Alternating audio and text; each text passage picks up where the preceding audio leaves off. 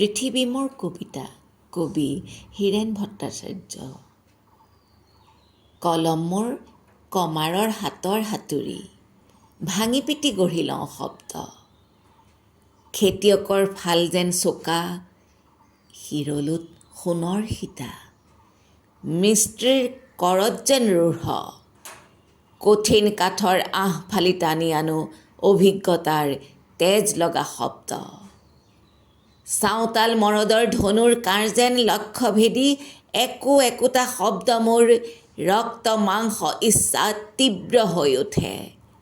সিহঁতৰ কোনোটো পৰ্বতৰ দৰে উদ্ধত, কোনোটো নদীৰ দৰে নত, আৰু কোনোটো বা হ্ৰদৰ দৰে গম্ভীৰ। কাৰো কথাত উঠা বহা নকৰে। নদ নদী পৰ্বত চিত্ৰিত বিপুল মহাদেশৰ মই কবি। পৃথিৱী মোৰ কবিতা।